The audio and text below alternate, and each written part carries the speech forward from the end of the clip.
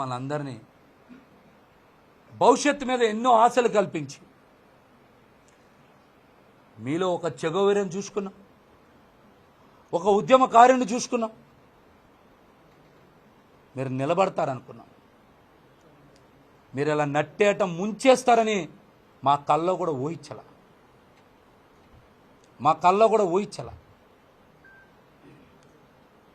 యువత భవిష్యత్తుకి మీరు అండగా నిలబడతారనుకున్నాం.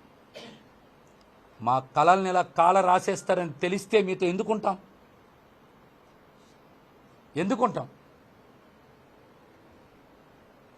ఇదేదో పోతిని మా సీట్ రాలేదనో ఆవేదనతోనో మాట్లాడట్లా. నేను చెప్పే ప్రతి మాట కూడా నిజం. నేను చెప్పే ప్రతి మాట మీరు విశ్లేషణ చెయ్యండి. నా మీద సాయంత్రం నుంచో రేపటి నుంచో చాలామంది ప్రెస్ మీట్లు పెట్టచ్చు, ఇష్టానుసారం మాట్లాడచ్చు. ఇంకా మాట్లాడతా. నాదెండ్ల మనోహర్ లాంటి వ్యక్తి పశ్చిమ నియోజకవర్గంలో ఎవరెవరితో ప్రెస్ మీట్లు పెట్టిస్తున్నారో తెలుసు. వస్తా తెనాలి పెడతా, అక్కడే ప్రెస్ మీట్, అక్కడే మాట్లాడతా.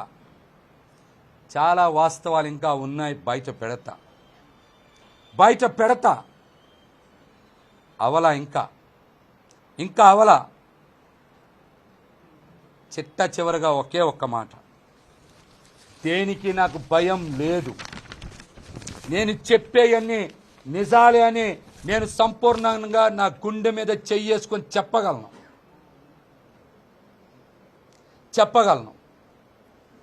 పవన్ కళ్యాణ్ గారిని ఒకే ఒక్క కోరిక కోరుకుంటున్నా. రేపు పిఠాపురంలో మీ సొంత ఇల్లు గృహప్రవేశం చేస్తున్నారు కదా, అక్కడికి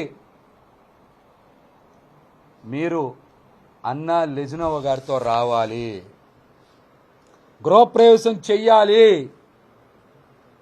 నెల రోజుల పాటు ప్రచారంలో పాల్గొనేలాగా మీరు ఏర్పాట్లు చెయ్యాలని నేనైతే మనస్ఫూర్తిగా పవన్ కళ్యాణ్ గారిని కోరుకుంటున్నా. మరిన్ని విషయాలు, నా రాజకీయ భవిష్యత్తుకు సంబంధించిన విషయాలన్నీ కూడా తొందరలోనే ప్రకటిస్తాను.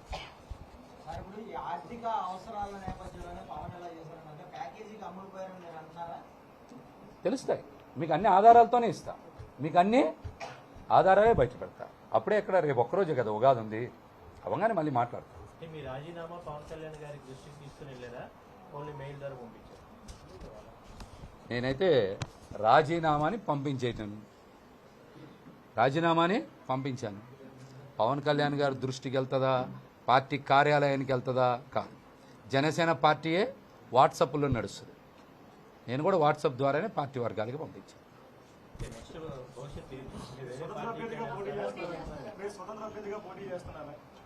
చెప్తా అన్నీ 2 రోజుల్లో మీకు తెలుస్తాయి. 2 రోజుల్లో తెలుస్తాయి, అన్నీ కూడా ఖచ్చితంగా తెలుస్తాయి. అధికార పార్టీ వైపు అడుగులు వేస్తానని చెప్పి కూడా ఒక సమాచారం. అరే తప్పేముంది, వేయకూడదా?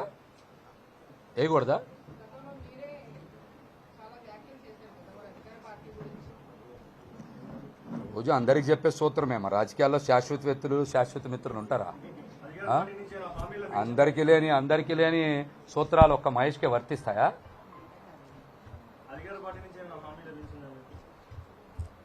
నిస్వార్థంగా నిజాయితీగా జనసేన పార్టీకి పనిచేస్తే మాకేం లభించింది?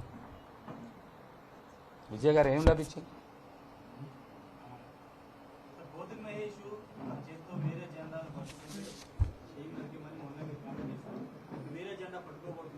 మంచి ప్రశ్న అడిగారు.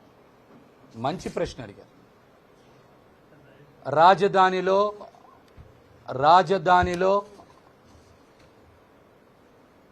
ఇందాకే చెప్పా, మీరు ఆ మాట మళ్ళీ చెప్తున్నా.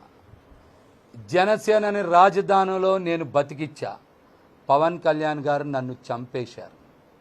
రాబోయే రోజుల్లో నాది రాజకీయ పునర్జన్మే. నా ఇష్టం వచ్చిన జెండా పట్టుకుంటా.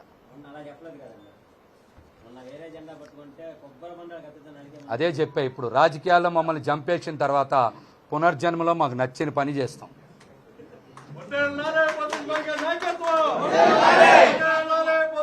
నాయకత్వం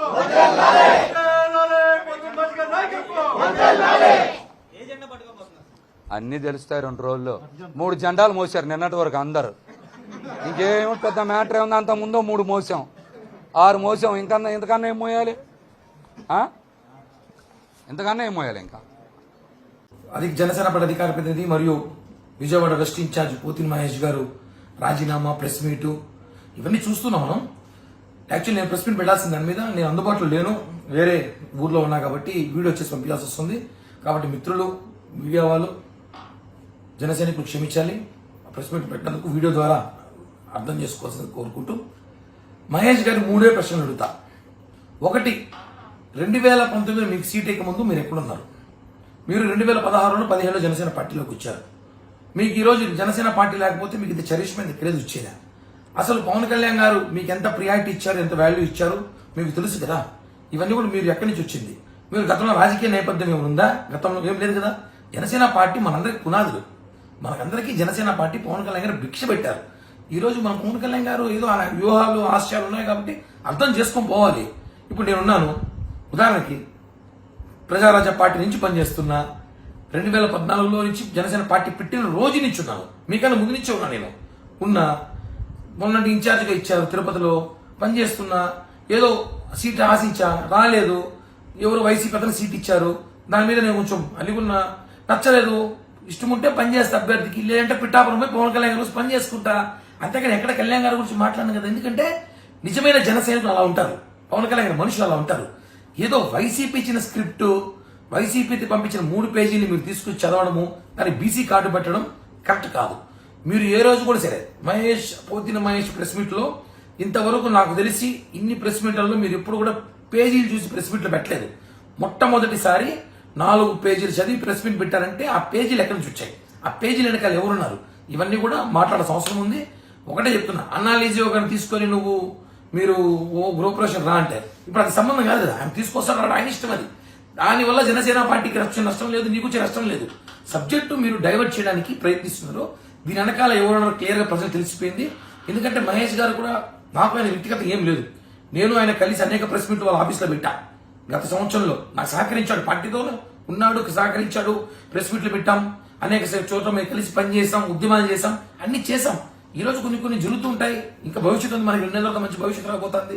అది అర్థం చేసుకోవాలి. కానీ పవన్ కళ్యాణ్ గారిని ఇష్టం వచ్చినట్టు మాట్లాడితే, మనోహర్ గారిని మాట్లాడితే, జనసేన పార్టీ నాయకుల్ని, కార్యకర్తలు ఏదో మేమేదో అమాయకులను, ప్రజలు మమ్మల్ని ఏదో విస్మరించారనో, మీకన్నా మేధావులు లేరని మాట్లాడితే మాత్రం బాగోదు.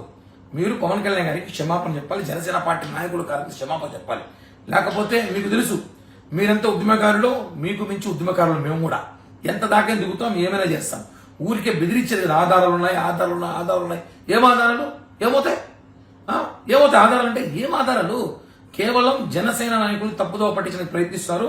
పోతిన మహేష్ గారు ఇది కరెక్ట్ కాదు, మీకు ఇష్టం లేదు వెళ్ళిపోండి, హ్యాపీగా వైసీపీకి వెళ్ళిపోండి, ప్యాకేజ్ తీసుకోండి, ఏదో ఎమ్మెల్యేసో మంత్రో ఏదో ఇస్తామో తీసేసుకోండి, మీ రాజకీయ జీవితం చూసుకోండి. మీరు మమ్మల్ని మాట్లాడి మమ్మల్ని డైవర్ట్ చేయాలో, మమ్మల్ని ఏదో ఇబ్బంది పెట్టాలో పవన్ కళ్యాణ్ గారు మాట్లాడితే మాత్రం ఊరుకునే ప్రసక్తి లేదు. జాగ్రత్త.